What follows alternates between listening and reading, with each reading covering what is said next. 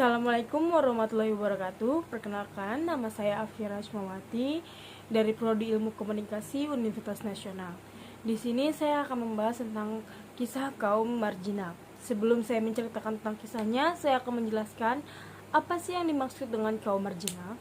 Kaum marginal adalah kaum yang tersingkirkan dari kota-kota besar yang tidak memiliki akses untuk pendidikan, kesehatan, dan lain-lainnya.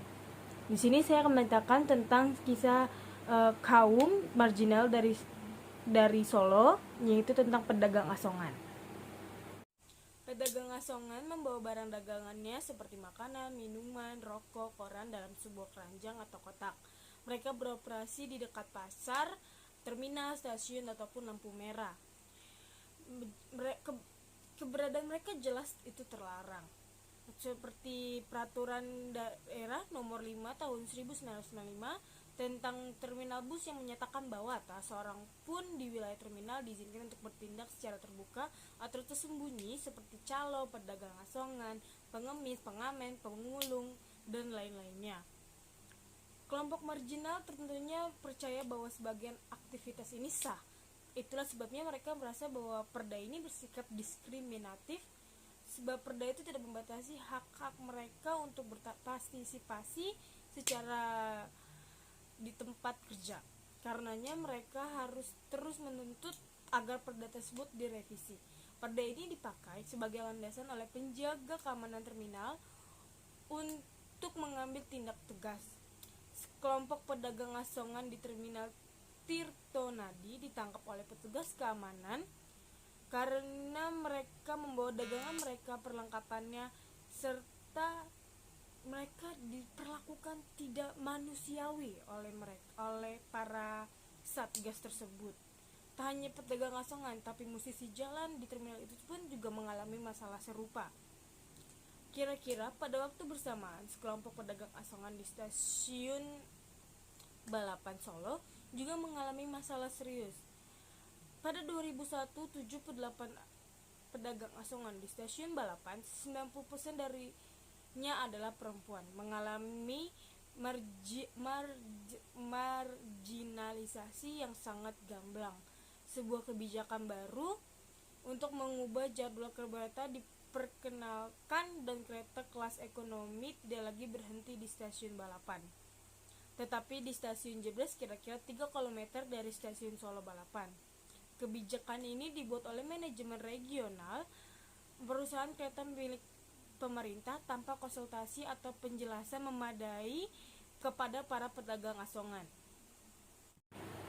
Sebagai akibat dari kebijakan ini, pendapat para pedagang asongan mengalami pemerosotan. Mereka tidak mendapat uang untuk makan, untuk kesehatannya, untuk beli makan, untuk beli baju dan lain-lainnya.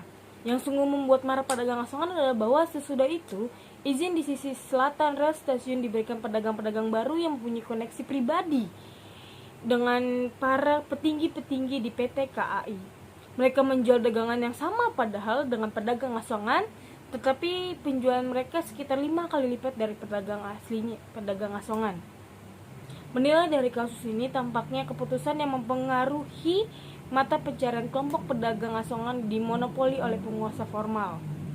Pembuatan keputusan secara pihak atas pelayanan yang lebih baik pada konsumen dirasakan tidak adil dan tidak manusiawi oleh para pedagang asongan. Walaupun pedagang asongan merasa sedikit skeptis mengenai nasib mereka, namun mereka tak pernah berhenti mencoba untuk menemukan solusi untuk mereka sendiri. Misalnya, beberapa orang coba diam-diam melompat ke kereta dan coba menjejakkan dagangan mereka di kereta atas kelas eksekutif.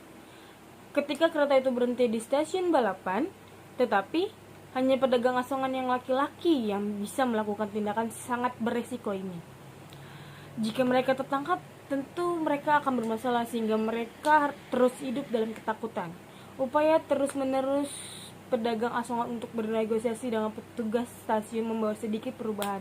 Sekarang pedagang asongan, khususnya wanita, dibolehkan membawa barang dagangannya ke dalam stasiun dan meletakkannya di tempat jalan penumpang beberapa saat sebelum kereta di Solo Balapan meninggalkan stasiun. Sungguh miris sekali untuk cerita ini, tapi untungnya sekarang sudah sedikit ada perubahan mengenai permasalahan tersebut. Sungguh kejam sekali. Di sini saya akan mengutip sedikit, mengingat satu ajaran dari Mother Teresa, pejuang dan tokoh manusia dari Calcutta, yang dikutip dari salah satu bukunya, yaitu The Poor, the Marginalized, and the ones who are not counted the assets because we create them, especially by the superstructure, and then by me, by you, by all us. Constantly, it's our responsibility to help elevate them. Kaum marginal ada dan sering mengganggu kita karena negara membuatnya. Karena kita ikut membiarkannya, sangat wajar kalau kita harus mengenengahkannya kembali. Terima kasih untuk mendengarkan cerita saya. Kurang lebihnya mohon maaf. Wassalamualaikum warahmatullahi wabarakatuh.